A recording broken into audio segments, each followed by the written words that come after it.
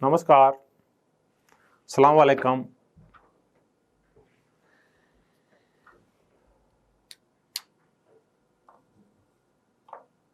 मैं इस कक्षा में प्लेटो के ऊपर चर्चा करने वाला हूं और प्लेटो के व्यूज के ऊपर, उसके विचारों के ऊपर, उसकी अवधारणा और सिद्धांतों के ऊपर उसने क्या कुछ कहा, इसके ऊपर ये आज लास्ट क्लास है। लास्ट क्लास में प्लेटो कंप्लीट हो जाएगा।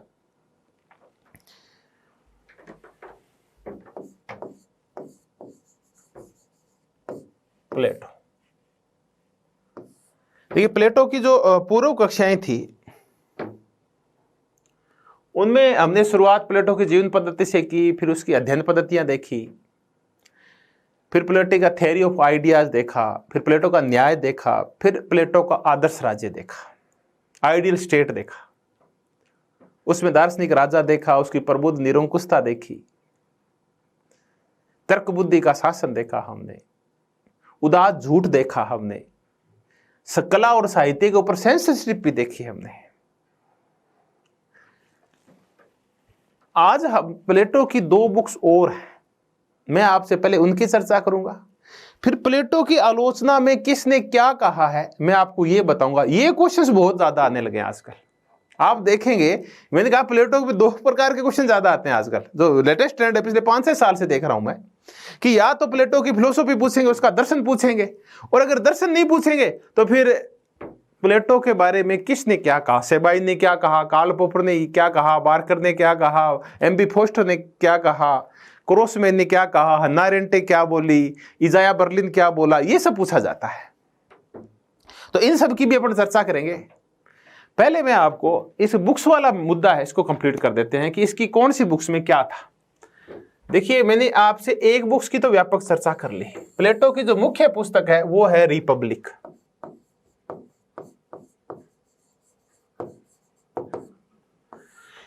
इस रिपब्लिक में वर्णित है उसका कैलिपोलिस।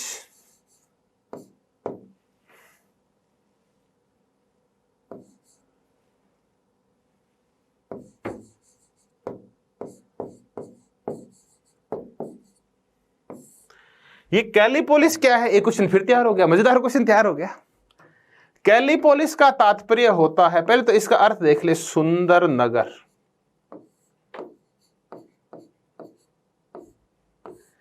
कुल मिला के ये कैलिपोलिस है जिसको हम आइडियल स्टेट कहते हैं, आदर्श राज्य कहते हैं। सुकरात प्लेटो के मुंह से उस शब्द को कैलिपोलिस कहता है या कैलिपोलिस, इसका तात्पर्य है उसका आदर्श राज्य है। तो रिपब्लिक में जो वर्णित आइडियल स्टेट है वो कैलिपोलिस है। आगे और तरह के मैग्नीशिया क्या है हम इसकी भी चर्चा करेंगे। कैलिपोलिस वो है जो दार्शनिक राजा द्वारा शासित होता है, जिसमें 3 वर्ग होते हैं, जिसमें न्याय होता है, जिसमें शिक्षा है, परिवार और संपत्ति का साम्यवाद है, जो हमने आइडियल स्टेट में चर्चा की थी। हमने एक जस्ट स्टेट, न्यायी राज्य कैसा होगा उसकी हमने चर्चा की थी, वो है ये कैलिपोलिस। तो एक और मजेदार क्वेश्चन तैयार हुआ, कैलिपोलिस सुंदर नगर या आइडियल स्टेट, आदर्श राज्य। अब प्लेटो की 2 और पुस्तकें हैं, एक है स्टेट्समैन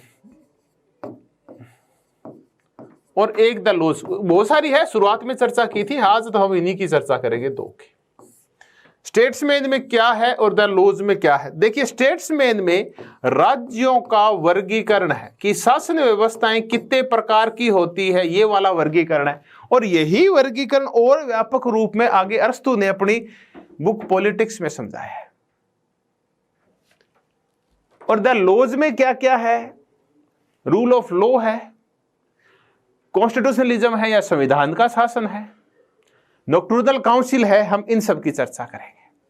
तो पहले मैं आपको स्टेट्समैन है इसके ऊपर चर्चा करता हूं। पहले मैं आपसे स्टेट्समैन में क्या है।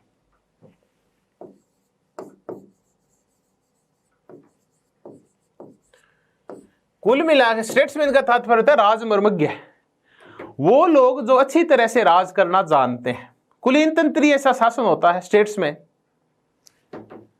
इस स्टेट्समैन में क्लासिफिकेशन ऑफ कॉन्स्टिट्यूशन है या क्लासिफिकेशन ऑफ स्टेट्स है, या क्लासिफिकेशन ऑफ पॉलिटी है।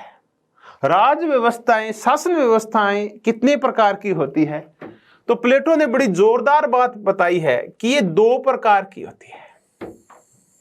देखिए ये वर्गीकरण पूछते हैं कि ये वर्गीकरण किसका है, कि ये लॉफुल होती है और ये अनलॉफुल होती है। अब पहले तो इनको समझते हैं। प्लेटो का जो वर्गीकरण है वो 2 मुद्दों के ऊपर आधारित है। देखिए वर्गीकरण के 2 आधार हैं, एक तो है कानून सम्मत और दूसरा है संख्या। इसके आधार पे पूरा वर्गीकरण है स्टेट्स में शासन व्यवस्थाओं का। कानून के आधार पे, वर्गीकरण के आधार पे 2 प्रकार के राज्य होते हैं, या तो जो कानून के अनुसार संचालित होते हैं या कानून के अनुसार संचालित नहीं होते, लॉफुल एंड अनलॉफुल। तो ये वर्गीकरण है, ये प्लेटो से संबंधित है, लॉफुल और अनलॉफुल वाला।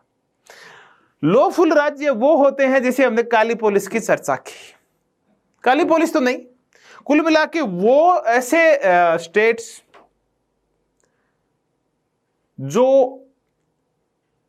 परहित में जहां शासन होता है, वहां का शासक वर्ग स्वस्वार्थ की बजाय परस्वार्थ, जनहितार्थ, कल्याणकारी राज्य जैसा होता है वो कार्य करता है। तो जन कल्याणकारी से जो राज्य होते हैं वो लॉफुल होते हैं, और जहां हिंसा हो, स्वार्थ हो, शोषण हो, वो अनलॉफुल होते हैं, और जहां स्वस्वार्थ हो वो अनलॉफुल होते हैं। तो लॉफुल के अकॉर्डिंग तो हो गए लॉ और अनलॉफुल। फिर कहा संख्या के अकॉर्डिंग, तो लॉफुल राज्य भी फिर 3 प्रकार के होते हैं। देखिए, एक होती है एक का शासन, एक है कुछ का शासन, और एक है बहुत का शासन। या तो शासन का संचालन एक व्यक्ति कर रहा है, या कुछ कर रहे हैं, या बहुत सारे कर रहे हैं। जब परहित में एक व्यक्ति शासन करता है तो हम कहते हैं कि ये मोनार्की है।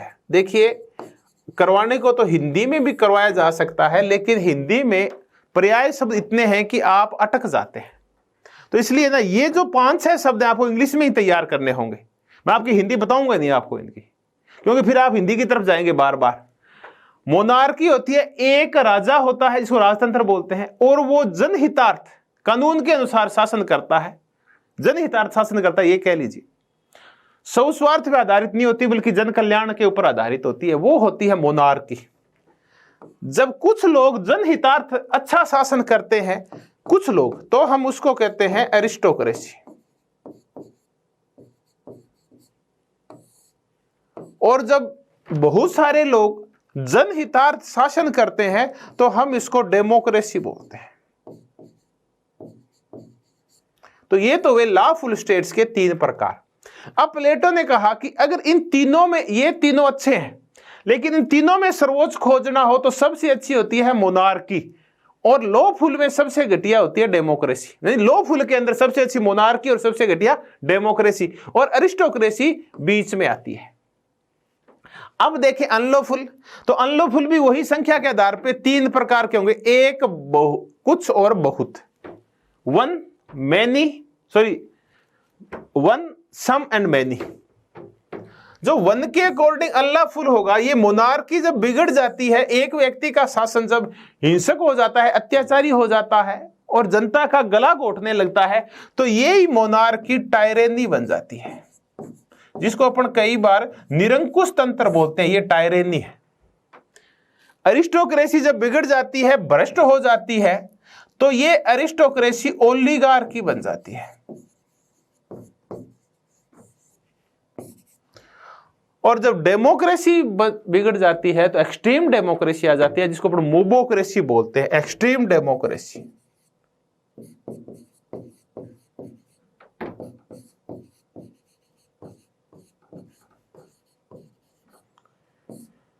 इसको अपन मोबोक्रेसी भी बोलते। मोबोक्रेसी तो भीड़ तंत्र है, यहां कोई कानून का शासन नहीं होता, भीड़ अपने हिसाब से सारा कार्य करती है, भीड़ अनियंत्रित होती है। हमें पता है कि भीड़ का कोई चेहरा नहीं होता, और भीड़ आमतौर के ऊपर ऐसे कार्य करती है जो अनलॉफुल होती है।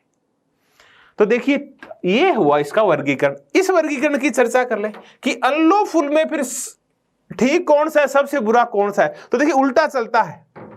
अनलॉफुल में चर्चा करें तो ये अच्छा है और सबसे बुरा ये है, और ये फिर ओलिगार्की बीच में आ गई।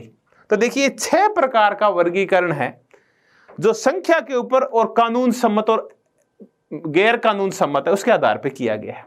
मोनार्की बिगड़ती है तो कई बार ये पूछता है कि कोई व्यवस्था जब बिगड़ जाती है, भ्रष्ट हो जाती है, तो वो क्या बन जाती है। तो एक व्यक्ति का शासन अच्छा है तो मोनार्की है, बुरा है तो टायरेनी है। कुछ व्यक्तियों का शासन अच्छा है तो अरिस्टोक्रेसी है, बिगड़ गया है तो ओलिगार्की है। बहुत सारे व्यक्तियों का शासन अच्छा है तो डेमोक्रेसी है और बिगड़ गई है तो एक्सट्रीम डेमोक्रेसी है। फिर हमने देखा कि ये अच्छी है, ये सबसे घटिया है, इनमें ये अच्छी है और ये सबसे घटिया है अनलॉफुल के अंदर। तो ये हमने स्टेट्समैन का वर्गीकरण देखा और स्टेट्समैन का यही वर्गीकरण आगे यूज किया है अरस्तु ने अपनी बुक्स पॉलिटिक्स में। बस कुछ इसमें छोटे मोटे हेरफेर कर दिए हैं, कुछ बातें और जोड़ दी है, लेकिन इसी का प्रयोग किया है। स्टेट्समैन के बाद अगली पुस्तक की चर्चा करते हैं, वो है द लॉज।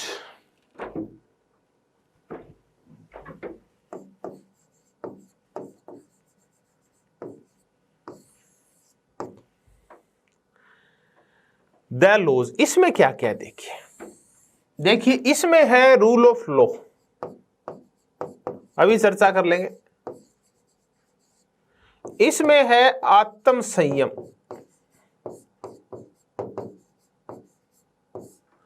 इसमें है मिश्रित संविधान,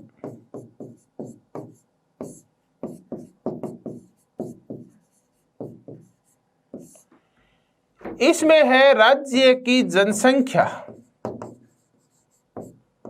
इसमें लिखा हुआ है राज्य की अवस्थिति। रटने की जरूरत नहीं है, समझ लीजिए उतना ही बहुत है, पूछते नहीं है ऐसी चीजों को आमतौर पे। और इसमें सबसे जो महत्वपूर्ण चीज है वो है नॉक्टर्नल काउंसिल।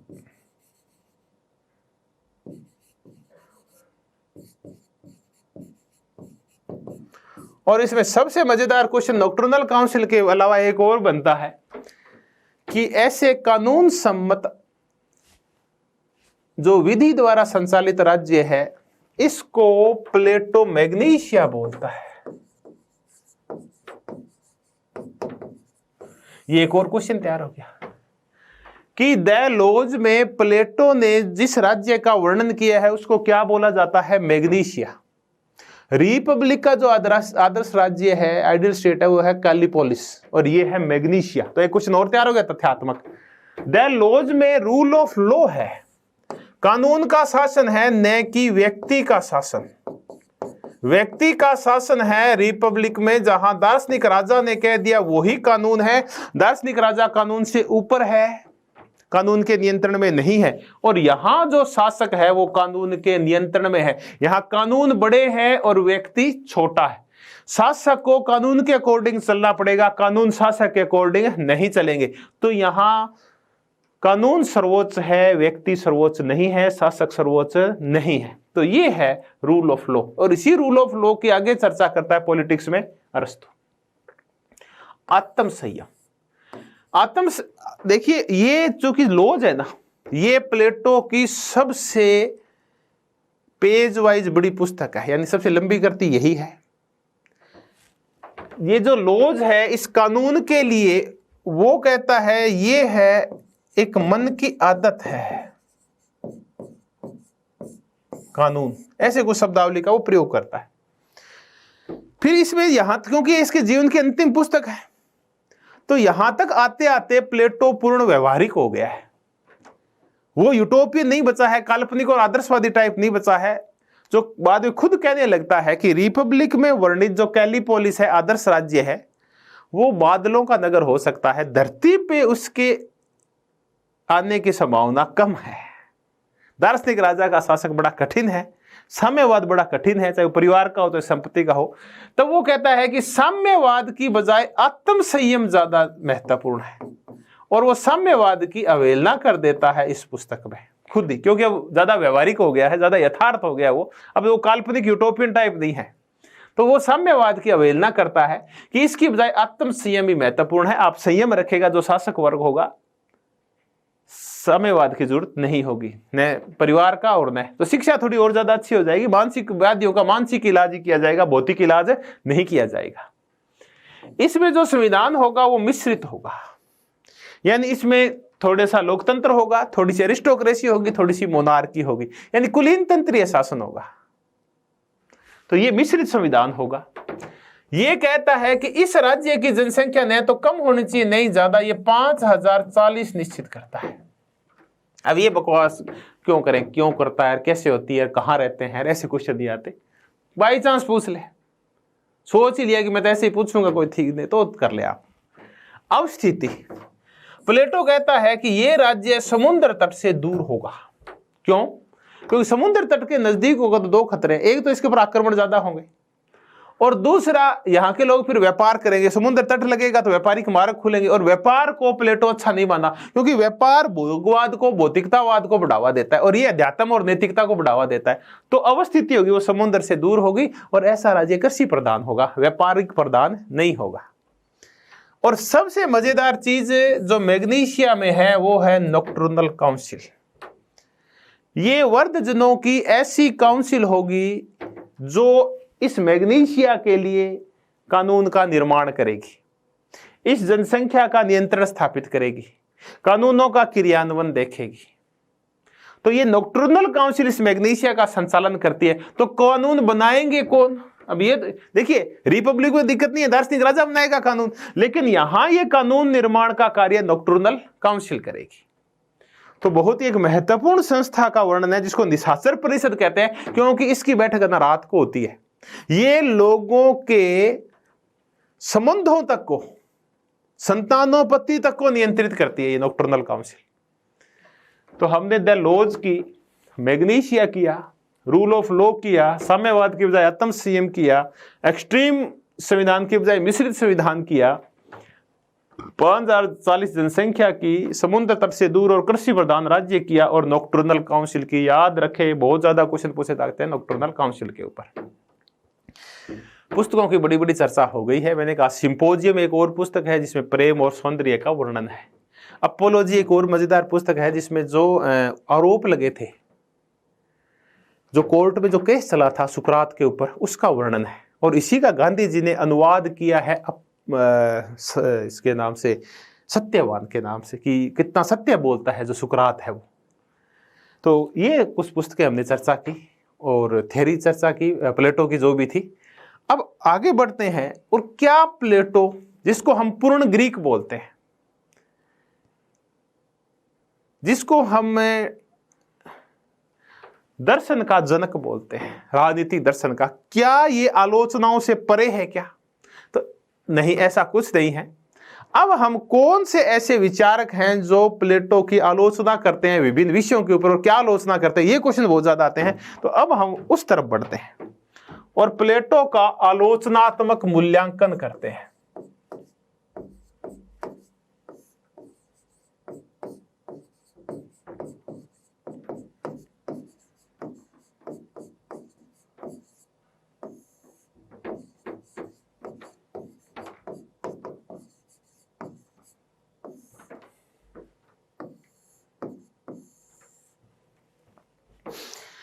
तो पहले प्लेटो की आलोचना करते हैं कि कौन से विचारक है वो किस मुद्दे के ऊपर प्लेटो की आलोचना करते हैं। देखिए, प्लेटो का जो पहला विरोधी था वो उसका शिष्य था अरस्तु। एक विचारक है विल डूरा।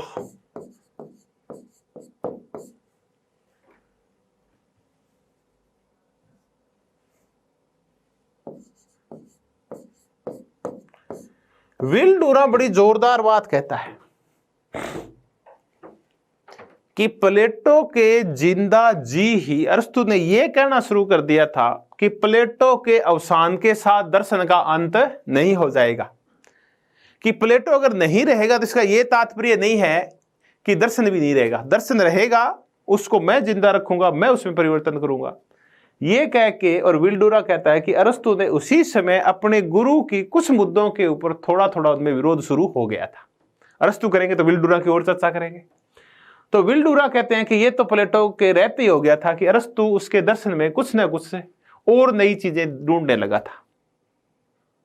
तब प्लेटो भी कहता है कि ये गधे का वो बच्चा है जो दूध पी के अपनी ही मां को लात मारता है। प्लेटो अरस्तु के बारे में ये कहा करता था। खैर, अरस्तु को क्या क्या पसंद नहीं है। देखिए बड़ी जोरदार बात है।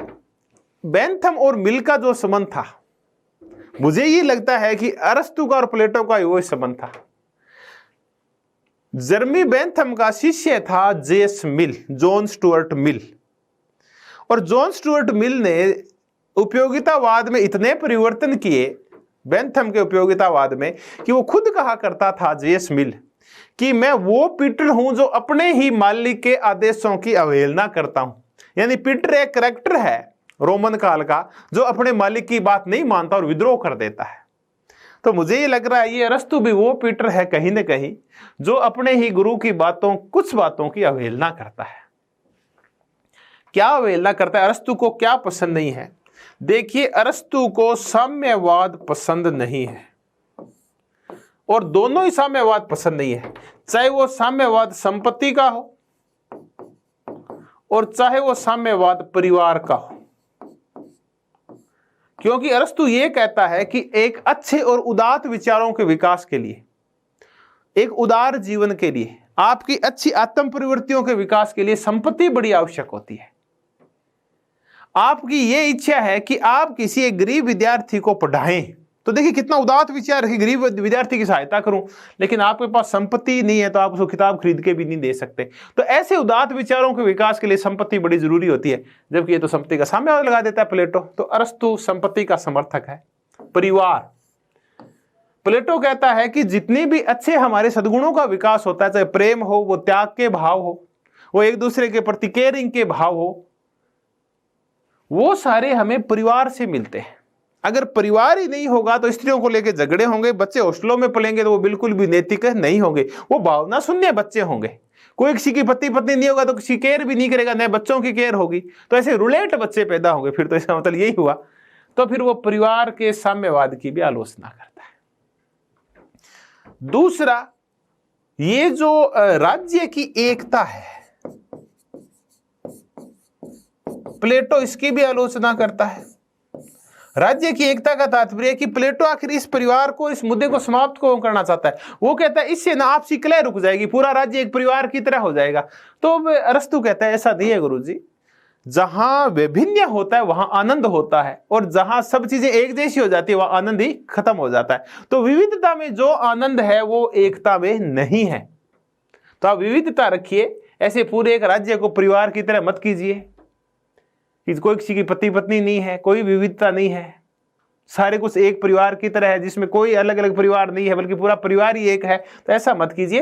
राज्य की एकता की बजाय विविधता ज्यादा महत्वपूर्ण होती है। अरस्तु एक मुद्दे को और कहता है कि देखिए शिक्षा ज्यादा जरूरी है। हालांकि प्लेटो भी कहता है कि देखिए मानसिक व्याधियों का मानसिक इलाज ही अच्छा है। प्लेटो खुद स्वीकार करता है कि साम्यवाद की बजाय शिक्षा ज्यादा महत्वपूर्ण है। अरस्तु भी कहता है कि सही है, आप शिक्षा को इतना अच्छा कर दीजिए कि फिर साम्यवाद की जरूरत ही नहीं पड़ेगी। तो वो कहता है, अरस्तु का कहना है कि मानसिक व्याधियां है तो समाधान भी मानसिक ही होना चाहिए, रोग मानसिक है तो इलाज भी मानसिक ही होना चाहिए। तो ये तो था कि प्लेटो का जो पहला आलोचक उसके जिंदा जी तैयार हो गया था, वो था अरस्तु। और कौन कौन है? तो देखिए इसके जो आलोचक हैं, इसका एक और आलोचक है कार्ल पोपर। अब इस कार्ल पोपर की अपन व्यापक चर्चा करेंगे। अरस्तु की तो हो गई, अरस्तु को एक बार यहां से हटा देते हैं और कार्ल पोपर के ऊपर आते हैं कि ये क्या कहता है प्लेटो के बारे में। देखिए इसके ऊपर आजकल जरूर एक क्वेश्चन आता है कार्ल पोपर के ऊपर। कार्ल पोपर की एक पुस्तक है ओपन सोसाइटी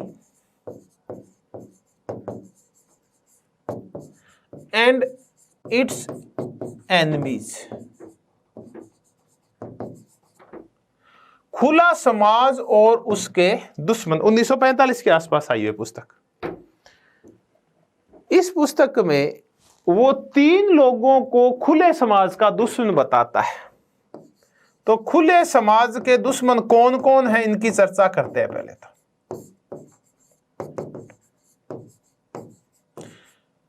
पहला जो दुश्मन है ये कहता है वो है प्लेटो। दूसरा जो दुश्मन है वो है हेगल, और तीसरा जो दुश्मन है वो है कार्ल मार्क्स। इन तीनों को वो खुले समाज का दुश्मन बताता है। एक क्वेश्चन तैयार हो गया, पुस्तक तैयार हो गई, कार्ल पोपर तैयार हो गया। प्लेटो का घोरालोचक है कार्ल पोपर। पहले तो ये देखें कि खुला समाज क्या होता है, फिर ये देखें कि दुश्मन क्या करते हैं। देखिए, कार्ल पोपर खुले समाज का समर्थक है। खुला समाज वो होता है जहां जनता, जहां के नागरिक अपने शासन को अपने अकॉर्डिंग चलाते हैं, अपनी राजनीतिक व्यवस्था को अपने अकॉर्डिंग चलाते हैं, और जहां शासन की आलोचना करने की पूर्ण स्वतंत्रता होती है। वो शासक वर्ग को बदल सकते हैं, शासक वर्ग की आलोचना कर सकते हैं और शासन को अपने अकॉर्डिंग ढाल सकते हैं। ऐसे समाजों को खुला समाज कहा जाता है जहां शासन तंत्र की आलोचना की खुली छूट हो, बदलने की खुली छूट हो। तो फिर प्लेटो क्या है? तब कार्ल पोपर कहता है कि प्लेटो प्रणेता है बंद समाज का, क्लोज सोसाइटी। अब हम देखें कि प्लेटो बंद समाज का प्रेरक कैसे है, इसकी चर्चा करें। तो देखिए, प्लेटो के जो 3 वर्ग हैं, कोई भी वर्ग दूसरा कार्य नहीं करेगा, अपने ही कार्य तक सीमित रहेगा, ये हो गया बंद समाज। दूसरा, प्लेटो की जो उदात्त झूठ है, कोई ये झूठ व्यक्तियों की एक जो मानसिक प्रवृत्ति है उस पर रोक लगाती है, उनके स्वतंत्र विचारों पर रोक लगाती है।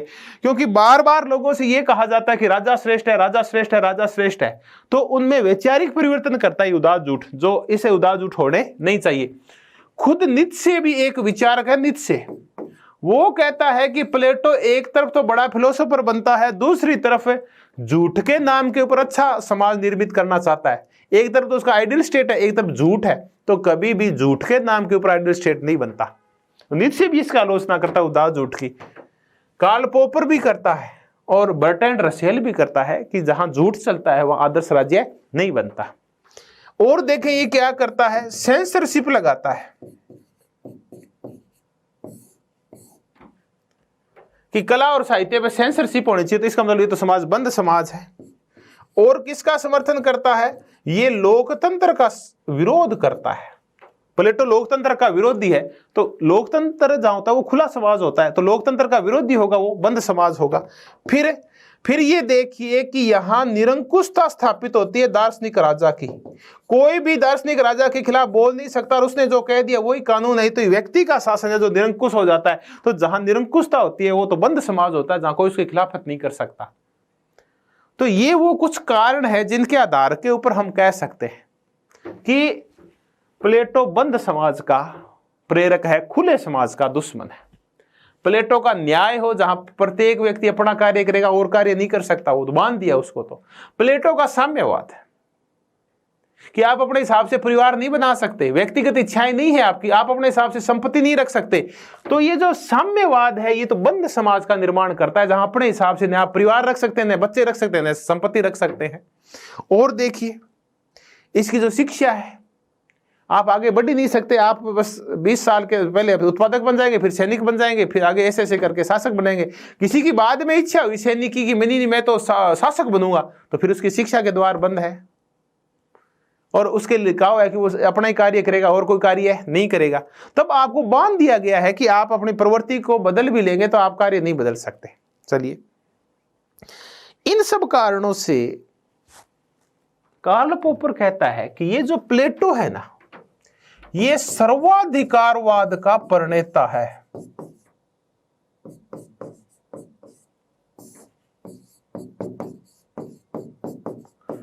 पहले तो मैं बताऊं टोटलिटेरियनिज्म क्या होता है, सर्वाधिकारवाद क्या होता है। देखिए ये कुछ ना अलग शब्द है। एक होती है तानाशाही, जिसको आप डिक्टेटरशिप बोलते हैं। एक होता है सत्तावाद, जिसको आप अथॉरिटिज्म बोलते हैं। और एक होता है सर्वाधिकारवाद, जिसको आप टोटलिटेरियनिज्म बोलते हैं। तो डिक्टेटरशिप, अथॉरिटिज्म और टोटलिटेरियनिज्म। तानाशाही डिक्टेटरशिप में क्या होता है, इसमें एक व्यक्ति है वो अपने ही चलाता है। सत्तावाद और तानाशाही लगभग एक दूसरे से जुड़े हुए मान लेते हैं, एक बार पर लगभग जुड़े हुए हैं। इसमें जो शासक होता है वो सिर्फ राजनीतिक मामलों में हस्तक्षेप करता है और मामलों में हस्तक्षेप नहीं करता। ताकत के बल के ऊपर वो येन केन प्रकारेण सत्ता बनाए रखता है। तानाशाही है ये आमतौर पे आनुवांशिक नहीं होती, सत्तावाद ये कह लेते थोड़ा आनुवांशिक हो सकता है। तानाशाही तब तक रहती है जब तक उस व्यक्ति में दम रहता है, सत्तावाद वंश दर वंश बढ़ता भी रह सकता है। तो खैर हम इनमें देखें कि ये सिर्फ एक ही क्षेत्र तक सीमित रहती है और वो है राजनीति का क्षेत्र। और क्षेत्रों में हस्तक्षेप नहीं करता शासक, जो तानाशाही या सत्तावादी होता है।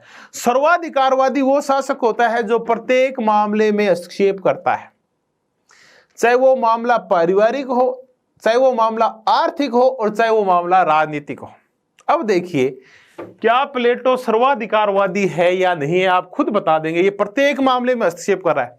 आप कैसे बच्चे पैदा करेंगे, कितने बच्चे पैदा करेंगे, कौन पैदा करेंगे, आप स्त्री रखेंगे या नहीं रखेंगे, यानी आपके परिवार तक पहुंच गया। आप संपत्ति रखेंगे या नहीं रखेंगे, आपके आर्थिक क्षेत्र तक पहुंच गया।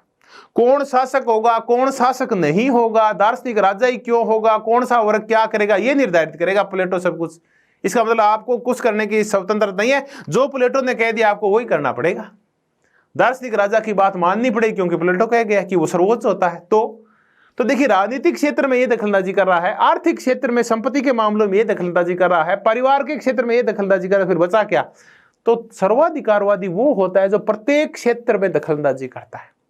हिटलर क्या था? सर्वाधिकारवादी था।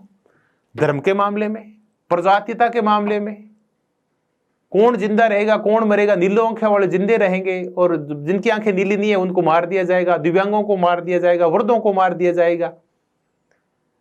तो हर मामले में हस्तक्षेप, आर्थिक मामलों में हस्तक्षेप, तो वो होता है सर्वाधिकारवादी। तो तानाशाही और सत्तावाद का बाप होता है सर्वाधिकारवाद। तब कार्ल पोपर कहता है कि प्लेटो बंद समाज का प्रेरक है, ये सर्वाधिकारवाद का प्रेरक है। तो फिर कार्ल पोपर क्या चाहता है? कार्ल पोपर चाहता है समाज खुला हो, व्यक्तियों को अपने हिसाब से कुछ भी करने की छूट हो। कार्ल पोपर समर्थक है लोकतंत्र का, कार्ल पोपर समर्थक है व्यक्तिवाद का, न कि राज्य की सर्वोच्चता का। वो व्यक्ति को साध्य मानता है, राज्य को साध्य नहीं मानता। जबकि प्लेटो के लिए राज्य महत्वपूर्ण है, उसकी सुरक्षा महत्वपूर्ण है, उसकी एकता महत्वपूर्ण है, आदर्श राज्य महत्वपूर्ण है, व्यक्ति महत्वपूर्ण नहीं है। तो कार्ल पोपर इसका उल्टा बातें करता है। इसलिए कार्ल पोपर प्लेटो, हेगल और कार्ल मार्क्स को बंद समाज का दुश्मन बताता है। एक और देखें, एक और मुद्दे के ऊपर कार्ल पोपर आलोचना करता है प्लेटो की, वो है इतिहासवादिता, हिस्टोरिसिज्म। देखिए ये आलोचना तो इन तीनों की है, प्लेटो, हेगल और कार्ल मार्क्स की। प्लेटो कहता है कि राज्य की उत्तरोत्तर वृद्धि ऐसे हुई थी, पहले हेल्दी स्टेट आया था, फिर लग्जरियस स्टेट आया था और फिर जस्ट स्टेट आया था। पहले आदिम राज्य था उत्पादकों का, फिर विलासितापूर्ण राज्य है सैनिकों का, और फिर अंत में दूसरों का हित सोचने वाला एक वर्ग, दार्शनिक वर्ग पैदा हुआ, ज्ञानवान बुद्धिवान वर्ग पैदा हुआ, और तब फिर राज्य पूर्ण हो गया। अब उसने यहां आके कि अब ये राज्य है, सर्वोच्च राज्य है जहां दार्शनिक राजा राज करेगा, इसके आगे कुछ भी नहीं है, उसने इतिहास को रोक दिया। तो ये तो हुई उसकी इतिहास की मनमाफिक व्याख्या, आप इसमें चेंज नहीं कर सकते। तो इतिहासवादिता को लेके प्लेटो भी गलत है, क्योंकि इतिहास की तो बहुत सारी व्याख्याएं हो सकती है, प्लेटो ने तो निश्चित कर दी। ऐसी ही व्याख्या हेगल ने कर दी कि कैसे राष्ट्र राज्य बनता है, कैसे परिवार बनता है, फिर सिविल सोसाइटी बनती है, फिर आदर्श राज्य, नेशन स्टेट कैसे बनता है, जर्मनी फिर एक नेशन स्टेट राष्ट्र राज्य बन जाएगा, कैसे आपस में विचारों का द्वंद्व हुआ, और कैसे फिर भारत, चीन, ग्रीक, ईसाई काल होते हुए एक दिन जर्मनी सर्वोच्च राज्य बन जाएगा। तो उसने इतिहास की अपने हिसाब से व्याख्या कर दी। कार्ल मार्क्स बोला नहीं, इतिहास ऐसे नहीं बढ़ता, द्वंद्व हुआ होगा। लेकिन द्वंद्व हुआ किसमें? कि द्वंद्व हुआ आर्थिक संसाधनों को लेकर विभिन्न वर्गों में। तो पहले आदिम साम्यवाद आया, फिर दास समाज आया, फिर सामंती समाज आया, फिर पूंजीवाद आएगा, फिर अंत में सर्वहारा का विधायकवाद होते हुए और लास्ट में साम्यवाद आएगा। तो इसने अपने हिसाब से इतिहास की व्याख्या कर दी। अगर आप स्वतंत्र सोच वाले हैं तो इसकी व्याख्या स्वीकार नहीं करेंगे। आप कहते इतिहास जरूरी नहीं है ऐसी बढ़े। इतिहास तो किसी से बढ़ सकता है, इतिहास जातियों से बढ़ सकता है, इतिहास वर्गों से बढ़ सकता है, इतिहास कला और संस्कृति के अकॉर्डिंग बढ़ सकता है। तो इतिहास की मनव्यापी व्याख्या कर दी प्लेटो, हेगल और कार्ल मार्क्स ने। तो ये इतिहासवादिता को लेके भी कार्ल पोपर इन तीनों की आलोचना करता है कि इतिहास को एक निश्चित गति, वो कहते हैं हमने कह दिया वो इतिहास है और वैसे आगे बढ़ा है, ये गलत बात है। कार्ल पोपर इनकी इस मुद्दे पे आलोचना भी करता है। तो फिर कार्ल पोपर क्या चाहता है? देखिए, कार्ल पोपर के खुद के ऊपर कई बार क्वेश्चन आ जाते हैं। क्वेश्चन बना कि कौन प्लेटो को सर्वाधिकारवाद का प्रणेता कहता है, निरंकुशता का प्रणेता कहता है? कार्ल पोपर। दूसरा क्वेश्चन, कार्ल पोपर की बुक है ओपन सोसाइटी एंड बुक है open society and its enemies. फिर तीसरा बना कि प्लेटो को कि क्या आलोचना करता है कि वो बंद समाज लाता है। कौन? प्लेटो। यहां बोलने की छूट नहीं है लोगों को, लोकतंत्र नहीं है, व्यक्तिवाद नहीं है। किस किस की आलोचना करता है? तो तीन लोगों को मानता है, प्लेटो, हेगल और कार्ल मार्क्स को। ये क्वेश्चन बहुत आता है।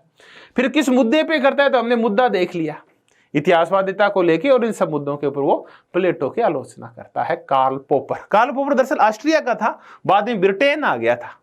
और जब हम एक सर्किल पढ़ते हैं, वियना सर्किल, देखिए अपने शुरुआत में वियना सर्किल की चर्चा हुई थी, जो तार्किक प्रत्यक्षवादियों का है या नव प्रत्यक्षवादियों का है। उस वियना सर्किल का विद्वान है कार्ल पोपर, जो ऑस्ट्रिया में पैदा हुआ और ब्रिटेन में रहा।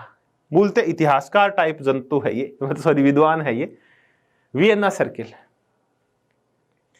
वियना सर्किल नव प्रत्यक्षवाद का है, नियो पॉजिटिविज्म का है, या फिर लॉजिकल पॉजिटिविज्म का है, जो विज्ञान और तथ्यों को बढ़ावा देते हैं, वो है वियना सर्किल। हमने एजे एयर किया था, मोर्टस्लिक किया था, लुडविग विट्जेंस्टाइन किया था, कार्ल पोपर किया था, रुडोल्फ कार्नाप किया था, ओटो वोन किया था, ये सब किए थे हमने वियना सर्किल के कुछ विद्वान। खैर, हमने प्लेटो की चर्चा की, कार्ल पोपर की चर्चा की। अब जो कि कार्ल पोपर की चर्चा आ ही गई है, तो मैं कार्ल पोपर की दो चीजें और करवा देता हूं आपको, बड़ी ही मजेदार चीज है। और इस मुद्दे को लेके और हम थोड़ी सी आलोचना कर सकते हैं प्लेटो की भी, हम ऐसी आलोचना कर सकते हैं कार्ल मार्क्स की भी। देखिए, बुक याद है open society and its enemies. अब मैं आपसे दो मुद्दों पे और चर्चा करूंगा।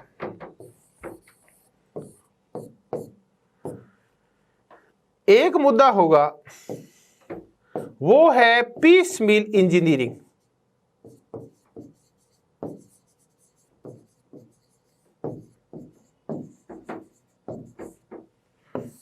खंडस्य समाज निर्माण या खंडस्य अभियांत्रिकी, इसकी भी चर्चा करेंगे। सिंपल सा मुद्दा है। दूसरा है थ्योरी ऑफ फाल्सिफिकेशन या मिथ्यापनीयता का सिद्धांत।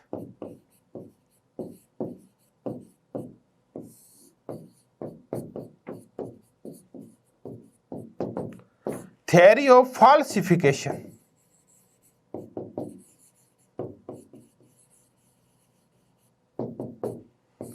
पहले मैं खंडस्य समाज निर्माण या धीमे परिवर्तनों की और पीस मिल इंजीनियरिंग की चर्चा करूंगा, खंडस्य परिवर्तनों की चर्चा करूंगा। देखिए, परिवर्तन दो प्रकार के होते हैं, या तो वो पीस मिल होते हैं या वो रेडिकल होते हैं। दो प्रकार के होते हैं परिवर्तन। प्लेटो के जो परिवर्तन है वो रेडिकल परिवर्तन है। देखिए, सारी व्यवस्था को उल्ट देता है, शिक्षा व्यवस्था को उल्ट देता है एथेंस की, और वहां मानसिक के साथ साथ शारीरिक ओर ले आता है। स्त्रियों की स्थिति को पलट देता है और स्त्री सशक्तिकरण की चर्चा करता है। संपत्ति और परिवार के सामने साम्यवाद लेके आता है, दार्शनिक राजा का शासन लेके आता है। तो देखिए, तात्कालिक एथेंस की जो व्यवस्था थी उसमें आमूल चूल परिवर्तन कर देता है प्लेटो। इसलिए प्लेटो के जो सिद्धांत है वो रेडिकल है, जो व्यवस्था में आमूल चूल परिवर्तन करते हैं। अब आते हैं कार्ल पोपर। कार्ल पोपर कहता है कि परिवर्तन कभी भी रेडिकल नहीं होने चाहिए, बल्कि परिवर्तन टुकड़ों टुकड़ों में खंडस्य होने चाहिए, खंड खंड में होने चाहिए और धीमे परिवर्तन होने चाहिए। इसका कारण क्या है? कार्ल पोपर कहता है, मान लेते हैं हमने परिवर्तन शुरू करवा दिए और परिवर्तन रेडिकल थे। चलिए, मैं पहले आपको रेडिकल का और खंडस्य का अर्थ बता देता हूं। ये मान लेते हैं ये कमरा है, आप रेडिकल परिवर्तन करना चाहते हैं तो क्या करेंगे? चलो इस कमरे को हटाओ, इसकी जगह नया कमरा खड़ा करेंगे, ये तो है रेडिकल। फिर आप कहते हैं नहीं नहीं खंडस्य परिवर्तन करेंगे, तो आप कहेंगे ऐसे करो, इसकी खिड़कियां विड़कियां हटा लो, कोई छोटा मोटा चेंज कर दो, धीरे धीरे देख लेंगे, फिर बाद में छत हटा लेंगे, ये कर लेंगे, वो कर लेंगे, जब जरूरत पड़ेगी ऐसा करते जाएंगे। ये खंडस्य और धीमे परिवर्तन है। कार्ल पोपर कहता है कि अगर परिवर्तन रेडिकल हो जाते हैं तो फिर वापस करना मुश्किल होता है। आपने मकान ढा दिया रेडिकल चेंज के तहत और फिर बोले अरे यार दीवारें दीवारें रख लेते ना तो मजा आ जाता, दीवारें तो बिल्कुल सही थी, वो क्यों चेंज कर दी। अब आपने दीवारें ढा दिया, वापिस नहीं आ सकते। तो रेडिकल चेंज एक बार हो जाते हैं तो फिर अब आपके पास आगे गलतियां हो भी गई है और आप कहते हैं ये तो गलत काम हो गया तो वापस नहीं हट सकते। इसलिए चेंज रेडिकल नहीं होने चाहिए, बल्कि चेंज पीस मिल होने चाहिए, खंडशः होने चाहिए, ताकि कोई गलती हो तो उसको सुधारा जा सके। एक बार आपने बदल दिया तो फिर सुधार नहीं हो सकता, नंबर 1। दूसरा है थ्योरी ऑफ फाल्सिफिकेशन, मिथ्यापनीयता का सिद्धांत। कार्ल पोपर कहता है कि कोई भी नियम अंतिम सत्य नहीं होता, कोई भी सत्य निरपेक्ष नहीं होता। कोई भी सत्य निरपेक्ष तभी तक होता है जब तक कि हम उसको झूठा साबित नहीं कर दे। तो सत्य तभी तक निरपेक्ष है, ज्ञान तभी तक निरपेक्ष है, निष्कर्ष तभी तक निरपेक्ष है, सार्वभौमिक है, सच्चा है, जब तक कि हम उसको झूठा साबित नहीं कर दे। तो हर एक क्वेश्चन के ऊपर आप उसको, कोई भी नियम है उसको मिथ्या मानिए और उसकी तोड़ खोजिए, लगे रहिए, परिवर्तन करते रहिए। अब अपन थोड़ी मिथ्यापनीयता का सिद्धांत समझाते हैं कि सत्य अंतिम नहीं होता, वो तभी तक अंतिम होता है जब तक कि हम उसको झूठा साबित नहीं कर देते। थ्योरी ऑफ फाल्सिफिकेशन कार्ल पोपर की फेमस थ्योरी है। अब कैसे?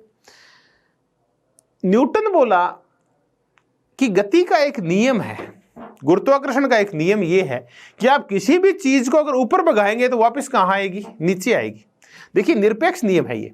आप किसी भी व्यक्ति से कहिए, किसी भी काल में और किसी भी स्थान पे जाइए, किसी भी चीज को ऊपर फेंकेंगे तो पक्का है कि वो नीचे ही आएगी। तो ये एक नियम, ऐसा नियम है जिसको हम निरपेक्ष नियम बोलते हैं। इस सत्य को हम निरपेक्ष सत्य बोलते हैं, इस ज्ञान को हम निरपेक्ष ज्ञान बोलते हैं, एब्सोल्यूट नॉलेज बोलते हैं इसको। अब आप क्या करें कि आप एक विज्ञान का फिर नया नियम आया कि नहीं ऐसा नहीं होता। अगर आप किसी भी चीज को एक निश्चित से ज्यादा स्पीड से फेंकेंगे ऊपर आप, तो कभी भी वापस नीचे नहीं आएगी। जैसे हम रॉकेट है, रॉकेट को वो 11.2 किलोमीटर पर सेकंड है, वो कौन सी स्पीड है, अगर हम उससे फेंकते हैं तो रॉकेट कभी भी वापस नहीं आता। तो देखिए वो नियम तभी तक सत्य था न्यूटन वाला जब तक कि ये 11.2 वाला ऐसा नियम नहीं आया था, निश्चित गति का नियम नहीं आया था, तब तक ये नियम सत्य था। जैसे ही आया वो झूठा हो गया, एक नया नियम था वो सत्य हो गया। तो कोई भी नियम तभी तक सत्य होता है जब तक उसकी काट नहीं आती, काट आती वो झूठा हो जाता है, फिर वो नियम सत्य हो जाता है, फिर उसकी काट आती है, ऐसे करके परिवर्तन चलते रहते हैं। तो न तो प्लेटो का ज्ञान सत्य है, नहीं हेगल का है, नहीं कार्ल मार्क्स का है। तो कोई भी इनका जो इतिहासवादिता का ज्ञान है वो अंतिम ज्ञान नहीं है। चलिए, हमने चर्चा की बंद समाज का प्रेरक है कार्ल पोपर के अकॉर्डिंग प्लेटो। अब हम और कौन कौन से इसके आलोचक हैं प्लेटो के?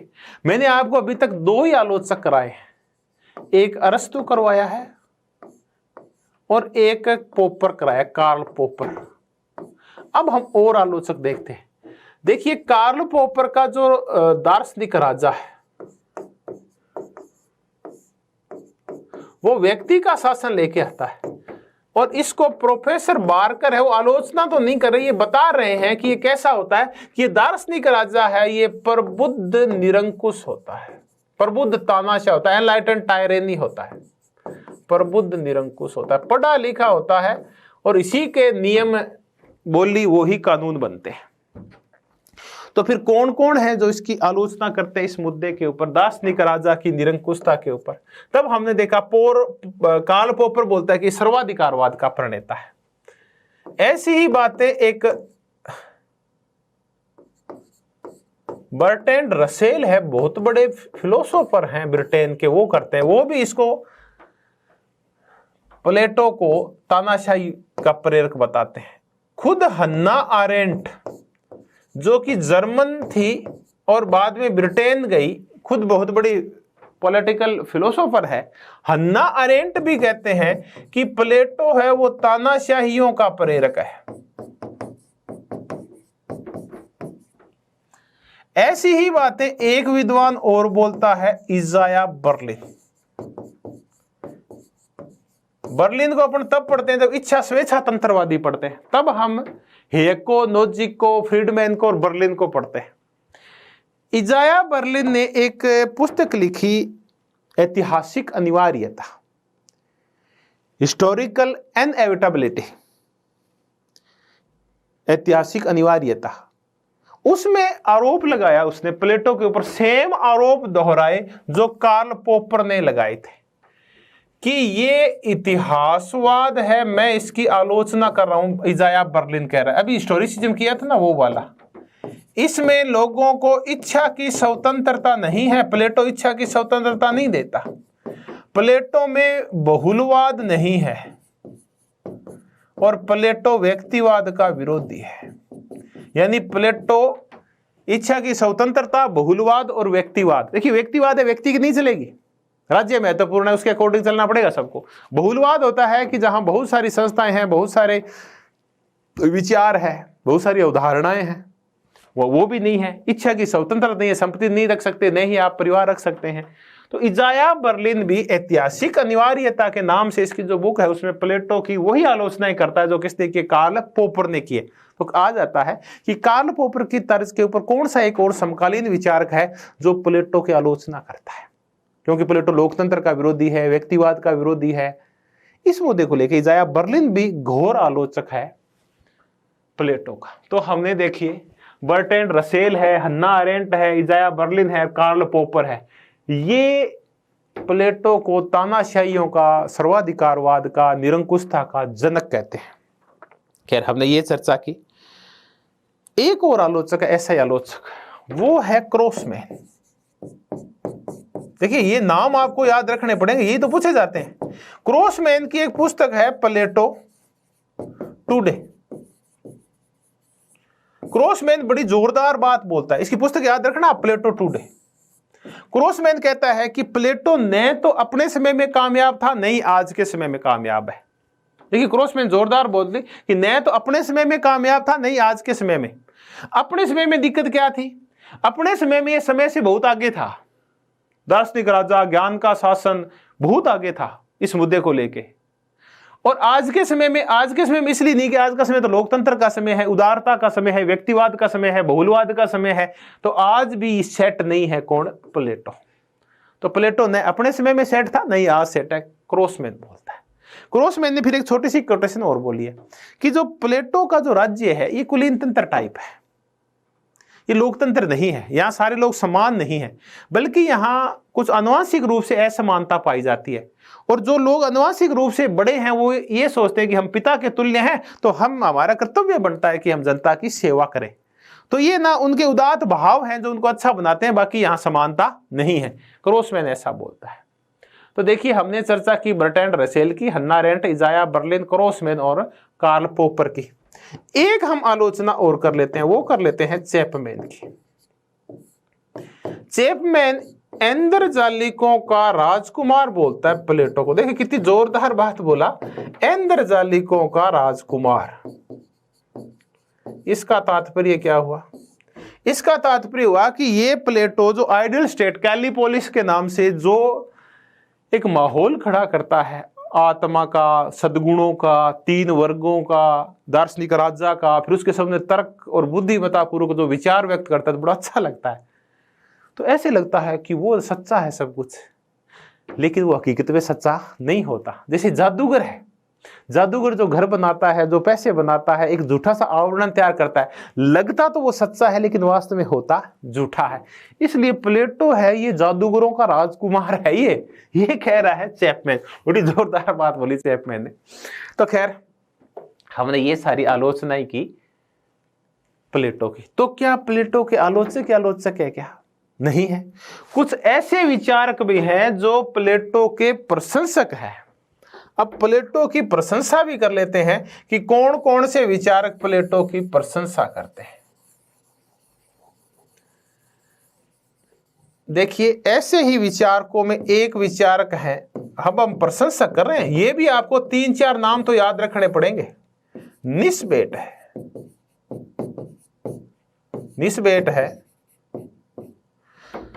चलिए रंग बदलते हैं।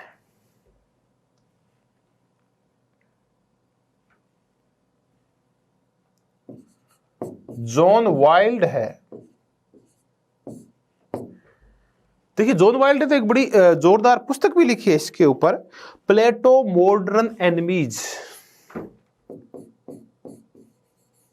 देखिए, जब हम पुस्तक लिखी किसने, कार्ल पोपर ने, open society and its enemies, तो जॉन वाइल्ड प्लेटो के समर्थन में लिखता है प्लेटोज एनिमीज, प्लेटो के दुश्मन।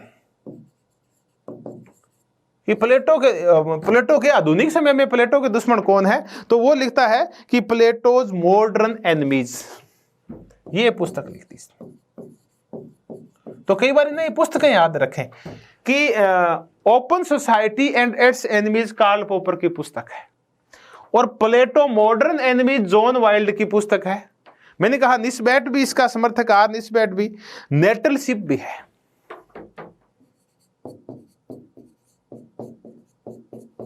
एक और विचारक है लेविन्सन। देखिए ये आपको रटने पड़ेंगे। देखिए एक बार तो नाम याद, निस्बैट, जॉन वाइल्ड, वाइल्ड मतलब वैसे वाइल्ड कह दीजिए, वाइल्ड लाइफ जिसको हम बोलते हैं, ऐसा याद कर लीजिए। नेटलशिप है, लेविन्सन है, एन के ऊपर नेटलशिप, निस्बैट कर लीजिए। जैसा भी है आप अपने दिमाग में इनकी एक छवि बनाइए। इसकी किताब भी बड़ी मस्त है लेविन्सन की, इन डिफेंस ऑफ प्लेटो।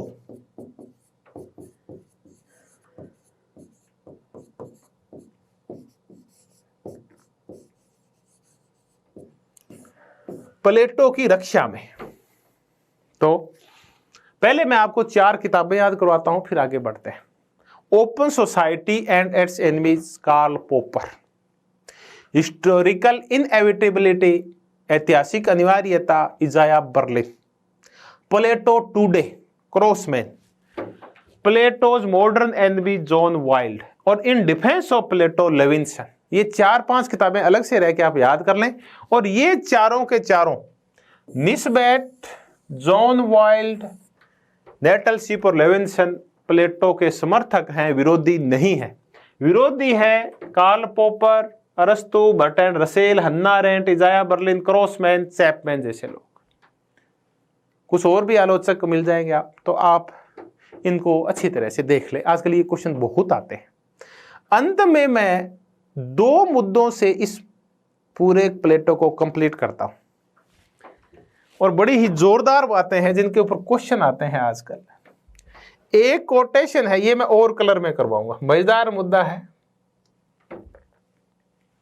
एक तो अपन करेंगे कार्ल पोपर। कार्ल पोपर ने बड़ी जोरदार बात बोली। कार्ल पोपर बोला कि जो पश्चिम का दर्शन है, देखिए भले ही आलोचक हो, कार्ल पोपर आलोचक है प्लेटो का, उसको खुले समाज का दुश्मन बताता है, कि जो पश्चिम का राजनीतिक दर्शन है ये या तो प्लेटोवादी रहा है, यानी प्लेटो का समर्थक रहा है, या गैर प्लेटो विरोधी रहा है, सॉरी, या तो प्लेटोवादी रहा है या प्लेटो विरोधी रहा है। अभी चर्चा कर लेते हैं। लेकिन ये कभी भी गैर प्लेटोवादी नहीं रहा।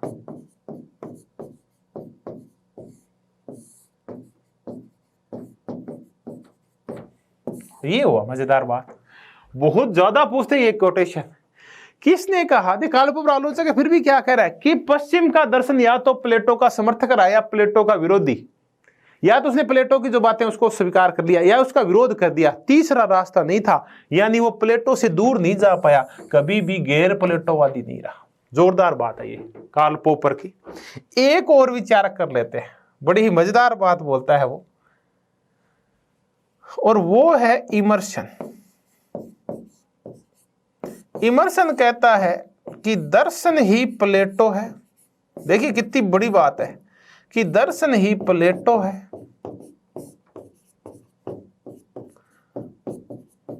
प्लेटो ही दर्शन है।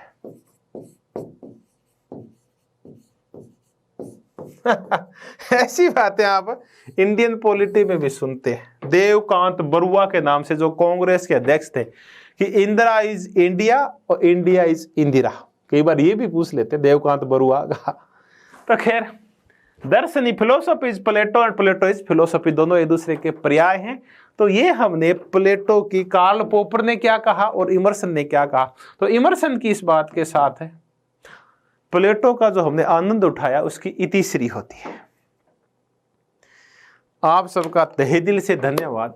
कि आप 5-6 क्लासों में लगातार आप प्लेटो पढ़ते रहे और आपने खूब प्लेटो के दर्शन का आनंद लिया, इस पूर्ण ग्रीक का आनंद लिया आपने, परफेक्ट ग्रीक का।